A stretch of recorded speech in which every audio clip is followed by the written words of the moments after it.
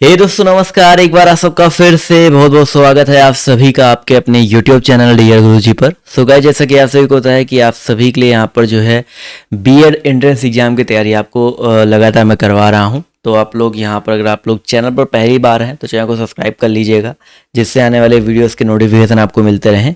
इसके अलावा free PDF के लिए आप लोग हमारे टेलीग्राम ग्रुप से जुड़ सकते हैं, इंस्टाग्राम पे फॉलो कर सकते हैं। बहुत ही जो इंपॉर्टेंट जो चीज़ें मैं आपको वहाँ पर प्रोवाइड कर रहा हूँ, तो इंस्टाग्राम पे फॉलो करना बिल्कुल मत भूलिएगा। मेरी जो क्लासेज है डेली अनअकैडमी भी चलती हैं, तो वहाँ पे भी आप लोग मेरी क्लासेस ले सकते हैं। सिंपली आपको अनअकैडमी का लर्निंग ऐप डाउनलोड करना है, मुझे आप लोग वहाँ पर फॉलो कर लीजिए। मेरी क्लासेस की जो नोटिफिकेशन है आपको वहाँ पर जो है डेली मिलते रहेंगे। और ये हमारा इनवाइट कोड है डीए गुरुजी। आप लोग इस इनवाइट कोड की मदद से जो है मेरी क्लासेस जो है बिल्कुल फ्री में देख सकते हैं। अगर आप लोग यूपी पीसीएस, यूपीएससी, यूपीएसआई इन सारे एग्जाम्स की तैयारी कर रहे हैं तो भी आप लोग अनअकैडमी प्लस से जो जुड़ सकते हैं। सिंपली आपको इसी इन्वाइट कोड का यूज करना है और आपको मैक्सिमम डिस्काउंट जो है देखने को मिल जाएगा। तो चलिए दोस्तों स्टार्ट करते हैं आज की इस क्लास को। तो जैसा कि आप सभी लोगों ने रिक्वेस्ट किया था कि भैया स्टार्ट करिए सर जी, थ्योरी की जो क्लासेस है स्टार्ट करिए, तो हम लोग इतिहास स्टार्ट करें। ठीक है, इतिहास आप लोग की पहले रिक्वेस्ट थी, क्योंकि पॉलिटी तो हो चुका है, पॉलिटी फिर से पढ़ाया जाएगा, परेशान मत होइए। ज्योग्राफी भी होगा, सब कुछ यहाँ पर स्टार्ट किया जाएगा। तो इतिहास में हम लोग प्राचीन इतिहास देखिए कई बार पढ़ चुके हैं। प्राचीन इतिहास भी मैं थोड़ा इसके बाद पहले मध्यकालीन फिर आधुनिक पढ़ेंगे, फिर लास्ट में हम लोग प्राचीन पढ़ेंगे, क्योंकि कई बार वही सेम चीज़ रिपीट हो रही ना, तो फिर थोड़ा सा आप लोग भी बोर हो जाते होंगे। तो इसलिए इस बार हम लोग मध्यकालीन इतिहास से जो स्टार्ट करेंगे। ठीक है, मध्यकालीन इतिहास आप सभी को जो है कहाँ से स्टार्ट होता है, देखो एकदम बिल्कुल बेसिक से समझते हुए चलेंगे। मध्यकालीन का जो इतिहास स्टार्ट होता है भारत पर मुस्लिमों के आक्रमण से। कहाँ से स्टार्ट होता है भाई आपका? भारत पर जो है मुस्लिमों के आक्रमण से स्टार्ट होता है। तो पहले इन दोनों के बारे में जानेंगे भाई, ये दोनों कौन है। बिल्कुल नोट्स बनाते हुए चलिएगा, आप लोग को एक एक चीज़ जो है क्लियर हो जाएगा, परेशान मत होइएगा। तो ये जो है भाई साहब हमारे हैं, जो इस साइड आपको जहाँ पर मैंने मार्क किया है, ये हमारे कौन है? ये सबसे पहले जो आपके मुस्लिम आक्रमणकारी कह सकते हैं, ये वो हैं। इनका नाम क्या भाई? मोहम्मद बिन कासिम। ठीक है, मोहम्मद बिन कासिम ने जो है आक्रमण किया था, किस पर? इन पर आक्रमण किया था। राजा दाहिर, कश्मीर के राजा थे राजा दाहिर, इन पर जो है आक्रमण इन्होंने किया था। और इन्हीं से जो है स्टार्ट होती है पूरी कहानी भारत के मध्यकालीन इतिहास की। तो चलिए बिल्कुल एक एक पॉइंट जो बढ़ते हुए चलेंगे कि भाई पहला पॉइंट आपका क्या कह रहा है कि भारत पर आक्रमण करने वाले जो पहले, ये जो प्रथम मुस्लिम आक्रमणकारी थे, वो कहाँ के निवासी थे? तो अरब के निवासी थे। कहाँ के निवासी थे भाई? अरब के निवासी थे।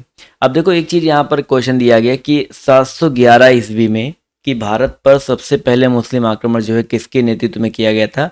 तो उबैदुल्लाह। ठीक है, मतलब कि मोहम्मद बिन कासिम के पहले भी 711 में उबैदुल्लाह जो है सबसे पहले मुस्लिम आक्रमणकारी जो है माने जाते हैं, इनके नेतृत्व में किया गया था। अब जो सबसे ज़्यादा आपके पेपर में बनता है क्वेश्चन, वो आपका यहाँ से बनता है। देखिए ये पॉइंट जो लिखा गया है कि वर्ष 712 में मोहम्मद बिन कासिम ने सिंध के राजा दाहिर को पराजित कर थट्टा के समीप देवल बंदरगाह को अपने अधिकार में ले लिया था। तो यहाँ से आपका अगर पेपर में आता है भाई, राजा मोहम्मद बिन कासिम ने जो है कब आक्रमण किया था? तो वर्ष 712 ईस्वी में आक्रमण किया था। किस पर आक्रमण किया था? सिंध के राजा दाहिर को जो है पराजित किया था। इसके अलावा यहाँ पर देखिए और क्या चीज़ें हैं, यहाँ पर देखते हुए चलिएगा कि भाई सिंध के क्षेत्र में जो है मोहम्मद बिन कासिम ने अंतिम विजय जो है किस नगर पर प्राप्त की थी? तो मुल्तान, यानी कि स्वर्ण नगरी मुल्तान अब पाकिस्तान में पड़ता है, वहाँ पे जो है बेसिकली उस पर जो है प्राप्त की थी। अगला पॉइंट है आपका यहाँ पर, भारत में जजिया कर लगाने वाला जो प्रथम शासक है कौन था भाई? तो भारत में जजिया कर लगाने वाला पहला शासक भी कौन था? मोहम्मद बिन कासिम था। तो ये पॉइंट आपको यहाँ पर क्लियर हो गया। इसके अलावा सिंध क्षेत्र में अरबों द्वारा किसका प्रचलन प्रारंभ किया गया था? तो ऊंट पालन और खजूर की खेती का जो प्रचलन है वो आपका यहाँ पर प्रारंभ किया गया था। तो ये तो सबसे पहला पॉइंट हो गया कि भैया जी सबसे पहले आक्रमण किसने किया था? उबैदुल्ला ने किया था। मेन किसको माना जाता है? मोहम्मद बिन कासिम और सिंध के जो राजा दाहिर है उनके बीच में जो आक्रमण हुआ था। ठीक है, इसके बाद नंबर आता है भाई गजनवी का। ठीक है, किसका नंबर आता है? ये भाई देख लो, महमूद गजनवी है, इनका नंबर आता है। अब यहाँ से इनसे भी क्वेश्चन बहुत ज़्यादा बनते हैं, महमूद गजनवी से भी। मोहम्मद बिन कासिम के बाद किसका नंबर आता है भाई? महमूद गजनवी का नंबर आता है। और अरबों के बाद देख सकते हैं, अरबों के बाद जो भारत में किन विदेशी आक्रमणकारियों का आगमन हुआ? तुर्कों का हुआ। तो अगर आपके पेपर में ये भी आता भाई गजनवी जो है कहाँ का था, तो अफगानिस्तान के आसपास का था, तुर्कों का माना जाता है, जी याद रखिएगा। अब यहाँ पर देखिए पूछा गया तुर्की में गजनवी वंश की स्थापना जो है किसके द्वारा की गई थी। तो भैया तुर्की में जो है गजनवी वंश की स्थापना अल्पतगीन गजनी के द्वारा किया गया था। और भारत में जो पहला तुर्की आक्रमण है वो किसके द्वारा किया गया था, तो सुबुक्तगीन गजनी के द्वारा। ठीक है, ये चीज़ याद रखिएगा। गजनवी वंश की स्थापना जो है अल्पतगीन गजनी ने किया था, और भारत में पहला जो तुर्की आक्रमण है वो आपका सुबुक्तगीन गजनी के द्वारा किया गया था। कुछ लोग को छोटा दिखाई पड़ रहा होगा, आई नो, थोड़ा सा मैं बड़ा कर देता हूँ जिससे ये जो छोटे दिखने वाली प्रॉब्लम है क्लियर हो जाए आप सभी की। ठीक है, इसके बाद यहाँ पर देखिए वर्ष 712 ईस्वी में जो है सबसे पहला जो आपका सफल मुस्लिम आक्रमण करने वाला कौन था, मोहम्मद बिन कासिम। ये तो पुराना ही देखिए रिपीट हो गया, कोई बात नहीं। यहाँ पर पूछा गया सुबुक्तगीन गजनी ने अपने आक्रमण के दौरान जो है भारत के किस हिंदू शासी को पराजित किया, तो जयपाल। ठीक है, जयपाल को जो है पराजित किया था। अभी जयपाल का भी शायद मिल जाए आपको कुछ ना कुछ। तो जयपाल को जो है किसने, सुबुक्तगीन गजनी ने किया था। इसके अलावा यहाँ पर देखो महमूद गजनवी के द्वारा 1025 ईस्वी में सोमनाथ मंदिर पर आक्रमण किए गए आक्रमण के दौरान गुजरात का शासक कौन था, तो भीम प्रथम था। अब देखो महमूद गजनवी जो था उसने सोमनाथ मंदिर पर 17 बार आक्रमण किया था। 1000 से लेकर के 1027 ईस्वी के मध्य में 17 बार आक्रमण किया था। उसका उद्देश्य क्या था भाई, धन संपदा को लूटना था, ना कि साम्राज्य की स्थापना करना। तो महमूद गजनवी का जो मेन उद्देश्य था क्या था भैया, धन संपदा को जो है लूटना था। कितनी बार आक्रमण किया था, कब कब किया था, ये आपको यहाँ पर क्लियर हो गया। ये कौन है भाई, यही है राजा जयपाल। ठीक है, यही है राजा जयपाल। इनको ही जो है किसने हराया था, देखिए सुबुक्तगीन ने जो है इस हिंदू शासक को जो हराया था। चलिए अगला पॉइंट यहाँ पर देखिए, महमूद गजनवी के साथ भारत आने वाला प्रसिद्ध इतिहासकार, बहुत इंपॉर्टेंट पॉइंट है भैया जी, इसको नोट डाउन कर लीजिएगा। महमूद गजनवी के साथ जो है भारत आने वाला जो प्रसिद्ध इतिहासकार कौन था, अल बरूनी था। कौन था भाई साहब, अल बरूनी था। इसके अलावा अल बरूनी से देखिए क्वेश्चन इंपॉर्टेंट क्या क्या बनते हैं कि अल बरूनी द्वारा किताब उल हिंद, उतबी द्वारा किताब उल यामनी तथा फिरदौसी के द्वारा जो है शाहनामा की रचना की गई थी। ये बहुत इंपॉर्टेंट चीज़, तीनों पॉइंट याद रखिएगा। अल बरूनी ने किसकी रचना की थी, वह किताब उल हिंद की रचना की थी। उतबी के द्वारा किताब उल यामनी की रचना हुई थी, और फिरदौसी यानी पूर्व का होमर जिसको बोलते हैं, इसके द्वारा शाहनामा। तो ये चीज़ें आपके पेपर में आती है कि ये पुस्तकों की रचना किसने की थी, तो ये आपके सामने है। इसके बाद अगला पॉइंट देखिए क्या है कि महमूद गजनवी के बाद मोहम्मद गोरी द्वारा भारत पर प्रथम आक्रमण जो है किस वर्ष हुआ, यानी कि पहले कासिम आया, फिर महमूद गजनवी, और गजनवी के बाद किसका नंबर आया भाई, मोहम्मद गोरी का नंबर आया। मोहम्मद गोरी जो है पृथ्वीराज चौहान के साथ भी इसका भी पाला पड़ा था, सबको पता है, उसके बारे में जानेंगे। तो महमूद गजनवी के बाद जो है मोहम्मद गोरी ने जो है पहली बार जो भारत पर आक्रमण किया था 1175 ईस्वी में। कहाँ पे किया था, मुल्तान, पाकिस्तान में पड़ता है मुल्तान, वहाँ पे किया था। ठीक है, इसके अलावा मोहम्मद गोरी को 1178 ईस्वी में अनहिलवाड़ा पर आक्रमण करने के दौरान किसके द्वारा पराजित किया गया था, तो भीम द्वितीय के द्वारा, जिसका नाम मूलराज नाम था। तो भीम द्वितीय ने देखो मोहम्मद गोरी को 1178 ईस्वी में जो है पराजित भी किया, ये भी याद रखिएगा, ये भी इंपॉर्टेंट पॉइंट है। वैसे पेपर में नहीं आता बट इंपॉर्टेंट पॉइंट है। इसके अलावा आप देखो जो पेपर में आता वो ये जानो, तराइन का प्रथम और द्वितीय युद्ध जो है किनके बीच लड़ा गया, कब लड़ा गया, ये भी जानेंगे। तराइन का युद्ध बहुत ज़्यादा इंपॉर्टेंट है, पेपर में आपके क्वेश्चन बहुत बनते हैं। तो तराइन का युद्ध जो है मोहम्मद गोरी के बीच में और पृथ्वीराज चौहान या पृथ्वीराज तृतीय यहाँ पर दिया गया, याद रखिएगा, इनके बीच में जो आपका ये लड़ा गया था। अब देखो भैया तराइन के 2 युद्ध हुए थे, कौन कौन से हुए थे ये भी जान लो यहाँ पर। तराइन के जो युद्ध हुए थे, जो पहला युद्ध था वो आपका था 1191 में, जिसमें मोहम्मद गोरी हार गया था, और दूसरा युद्ध था 1192 में, जिसमें मोहम्मद गोरी जीत गया था, और इसने जो है उसको मार भी दिया था, मतलब हत्या भी कर दी थी। ठीक है, अब ये याद रखिए कि भाई मोहम्मद गोरी जीता कैसे था, जीता था किसी ने देशद्रोही कर दी थी। किसने भाई, जयचंद ने देशद्रोही किया था, इसकी वजह से मोहम्मद गोरी जीता था। लेकिन बाद में जयचंद को भी जो है इस मोहम्मद गोरी ने मार दिया। कब, मतलब कब पराजित कर दिया भाई, मोहम्मद गोरी ने कन्नौज के शासक जो जयचंद थे इसको जो है चंदावर के युद्ध में। अब चंदावर का युद्ध कब हुआ था, 91-92 में तराइन का पहला दूसरा युद्ध हुआ था। चंदावर के युद्ध देखो 1194 ईस्वी में, पॉइंट नोट करते हुए चलिएगा, 1194 ईस्वी में जो है ये युद्ध हुआ था मोहम्मद गोरी के बीच में और जयचंद के बीच में, और इसमें जयचंद को जो है हराया था। इसके अलावा यहाँ पर अगला पॉइंट क्या है भाई, देखिए बहुत ज़्यादा इंपॉर्टेंट पॉइंट है कि मोहम्मद गोरी के साथ भारत आने वाले जो प्रसिद्ध सूफी संत थे कौन थे? शेख मोइनुद्दीन चिश्ती, जिनकी दरगाह आज अजमेर में स्थित है। तो मोहम्मद गोरी के साथ जो है भारत आने वाले ये प्रसिद्ध सूफी संत थे शेख मोइनुद्दीन चिश्ती। और सिक्कों पर देवी लक्ष्मी की आकृति जो है किस मुस्लिम शासक के द्वारा बनवाई गई थी? तो मोहम्मद गोरी के द्वारा। तो मोहम्मद गोरी से जितने भी इंपॉर्टेंट क्वेश्चन बन सकते हैं ये आपके सामने यहाँ पर देखिए मिल गया। इसके अलावा एक बहुत ज़्यादा इंपॉर्टेंट पॉइंट है, मोहम्मद गोरी से ही संबंधित है, इसको भी नोट डाउन कर लीजिएगा। देखिएगा थोड़ा सा मैं दिखा देता हूँ आप सभी को, ध्यान से देखिएगा।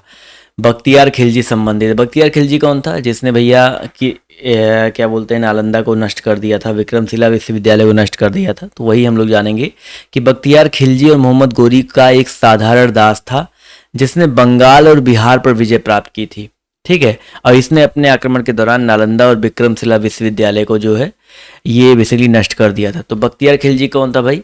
बख्तियार खिलजी मोहम्मद गोरी का एक दास था, मतलब नौकर था कह सकते हो, गुलाम बहुत उस समय चलते थे। तो मोहम्मद गोरी का दास कौन था भाई? बख्तियार खिलजी था। और इसने बंगाल और बिहार पर विजय भी प्राप्त की थी और इसने आक्रमण के दौरान जो है नालंदा को पूर्ण रूप से नष्ट कर दिया था, विक्रमशिला विश्वविद्यालय को नष्ट कर दिया था।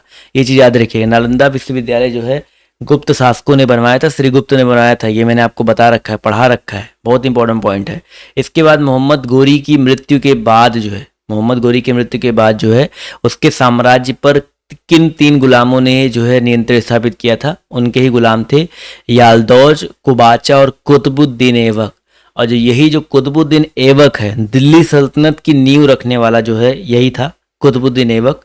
तो ये भी हम लोग पढ़ते हुए चलेंगे, ठीक है। भारतीय जनता के लिए हिंदू शब्द का जो सबसे पहले प्रयोग है वो अरबों के द्वारा किया गया था, ये भी याद रखिएगा। तो ये तो हो गया भाई भारत पर मुस्लिम का आक्रमण, एक बिल्कुल बेसिक चीज़ें जो है मैंने आपको यहाँ पर बताई है। तो यहाँ तक पॉइंट आपको समझ में आया? बहुत छोटा छोटा वीडियो में दूंगा जिससे आप लोग अच्छे से पूरी चीज़ें समझ पाओ, ठीक है। लॉकडाउन का फ़ायदा उठा रहे हैं आप लोग और जितने भी लोग यहाँ पर जुड़े हुए हैं, ठीक है, सभी लोग जानते हुए चलो, एक एक पॉइंट आप लोग को नोट करते हुए चलना है।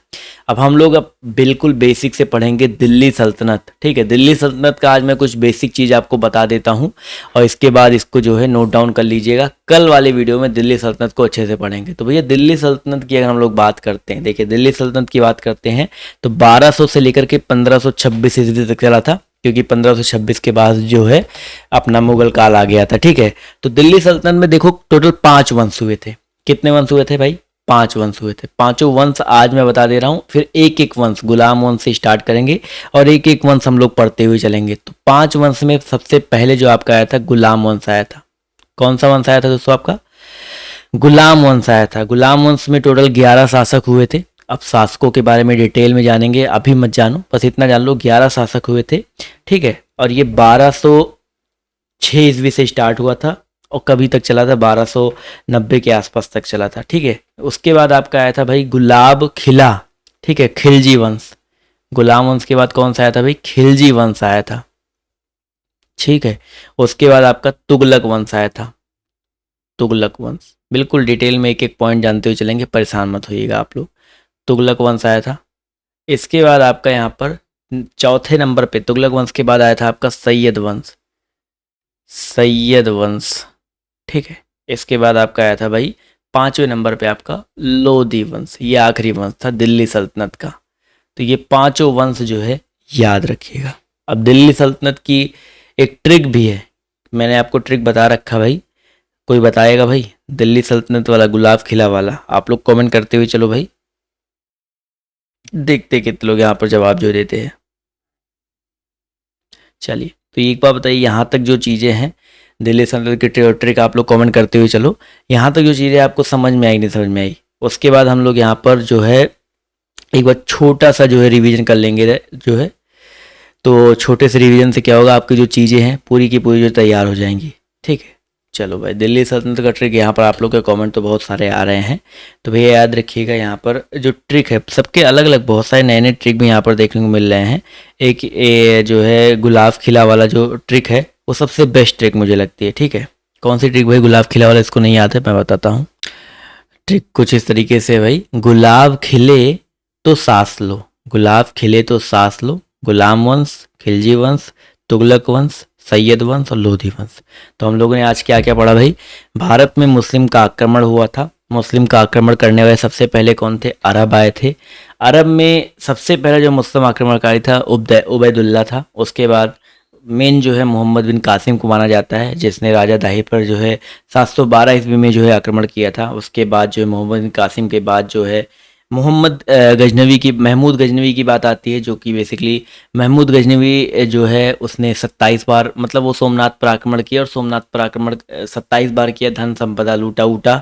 उसके बाद जो है महमूद गजनवी के साथ जो है कुछ इतिहासकार भी आए थे, अलबरूनी, कुछ चीज़ों के बारे में मैंने आपको बताया। महमूद गजनवी के बाद जो है मोहम्मद गोरी आता है। मोहम्मद गोरी जो है मतलब वो एक बार हारा, फिर उसके बाद जो है पृथ्वीराज चौहान को हराया, फिर जयचंद को हराया, तराइन के युद्ध हुए, चंदावर के युद्ध हुए जो है मोहम्मद गोरी के साथ। फिर मोहम्मद गोरी जब मर गया तो मोहम्मद गोरी के बाद जो है उसके जो गुलाम थे उन्होंने जो है दिल्ली सल्तनत, जिसमें गुलाम वंश का जो शासक था यह जो है कुतुबुद्दीन ऐबक, उसने दिल्ली सल्तनत की जो है स्टार्टिंग की। तो ये कुछ चीज़ें आपको यहाँ पर बिल्कुल बेसिक से लाइन से मतलब कहानी की तरह याद हो गए होंगे। मुझे पूरा विश्वास है कि आप लोग याद करते हुए चलोगे और इस क्लास को ज़्यादा से ज़्यादा शेयर करोगे, क्योंकि थ्योरी वाली क्लास जो लोग शेयर नहीं करते बहुत गलत बात है। तो शेयर जो है ज़्यादा से ज़्यादा कीजिएगा। तो आज की क्लास कैसी लगी कमेंट करके बताइएगा और शेयर करना बिल्कुल मत भूलिएगा। तो आज की इस वीडियो में सिर्फ इतना ही। बाय, टेक केयर, जय हिंद, जय भारत। मिलते हैं आप सभी से नेक्स्ट वीडियो में। धन्यवाद।